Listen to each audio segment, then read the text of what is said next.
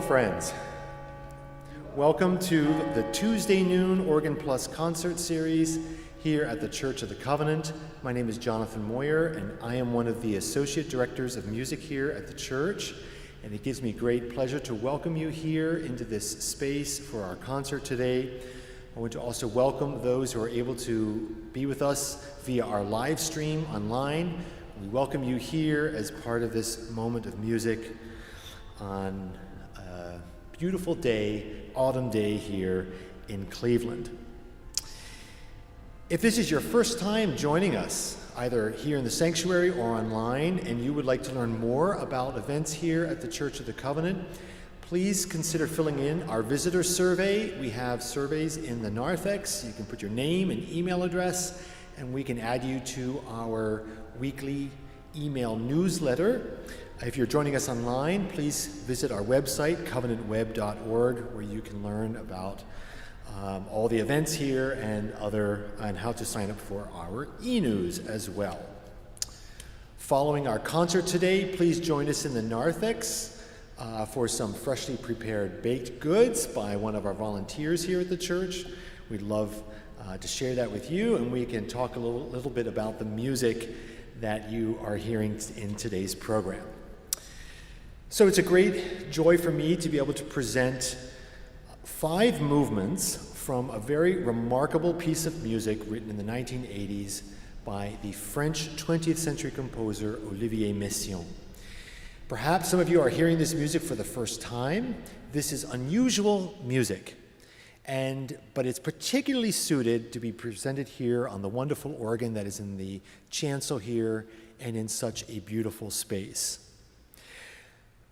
I encourage you to read along in the program notes, which I have provided in the narthex there, and they will give you some more information about the music you are going to hear. As I said, this music is unusual. Messiaen wrote this large collection of pieces in 1984. It was premiered in Detroit in 1986. And just about a week and a half ago, I played the entire collection at the Oberlin Conservatory. The entire work takes about 2 hours or so, plus or minus, depending on your heart rate. But it's a large collection and takes some time to play. Today, I will not be playing the entire collection, but I will be playing 5 movements from the second half of this collection. The work commemorates the theological, spiritual, and mysteries surrounding the Roman Catholic Eucharist. Olivier Messiaen was Roman Catholic, and the central kind of belief system of the Roman Church is centered in the sacrament of the Eucharist. And this was very important to him. And though he wrote many pieces throughout his life for orchestra and piano and chamber ensemble, he was an organist, and he served at a church in Paris for some 60 years. And so the liturgical aspect of playing services, of being a part of the sacramental rites of the church, was central to his vocation and also his musical expression. Messiaen created his own musical language, and it is very unusual. It's important as you listen to the music to kind of lay aside some of the expectations you have about music.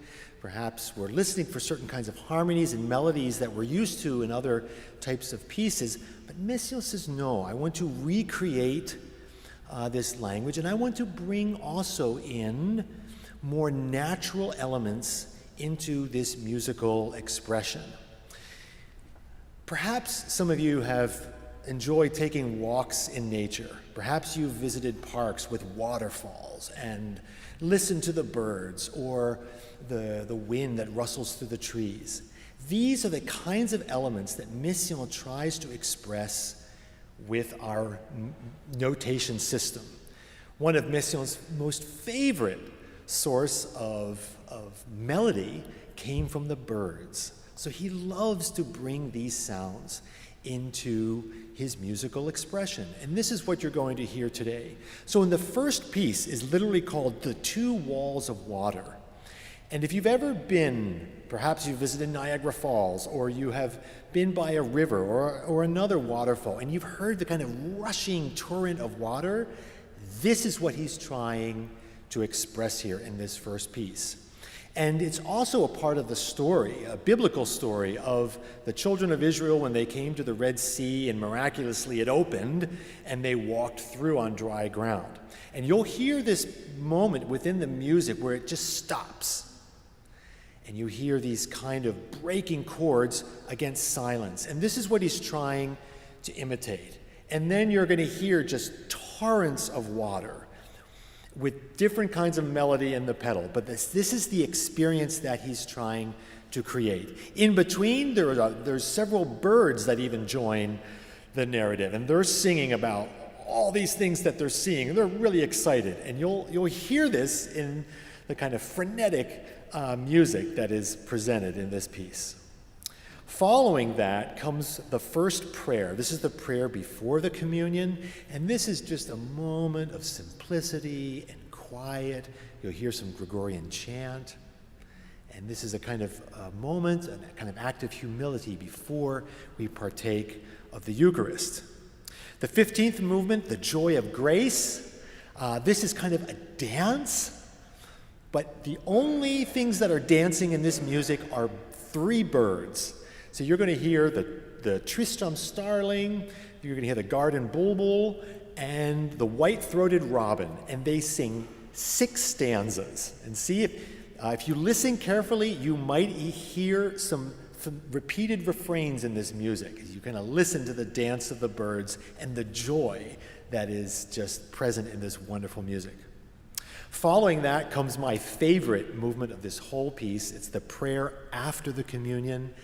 It's a very kind of simple tapestry of harmony and descending melodies. It's just a moment of repose.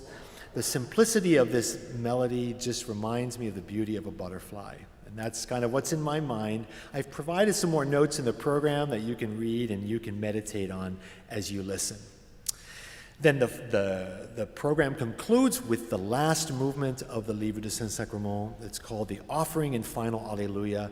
This is a miraculous toccata that is based on motives of joy, motives of resurrection.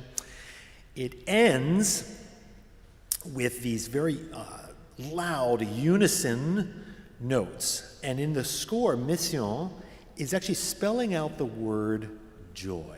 It's actually written in the music. And following this comes a final burst of scales and chords and toccatas. And then, if you listen carefully, at the very end, there'll be 7 chords, 7 dramatic chords. And for Messiaen, this meant complete. 7 is often associated with the kind of numerical symbol of completion. And this was his last thing he wrote for the organ. And then following these 7 chords, he plays just one more note, and it's the bottom note of the pedal board. And that was the last thing he wrote for the organ. So I hope you enjoy these 5 remarkable movements from Messiaen's Livre de Saint-Sacrement. I'll bring my score to the narthex afterward if you want to look at it, and we can talk about the power of this remarkable music. Thank you.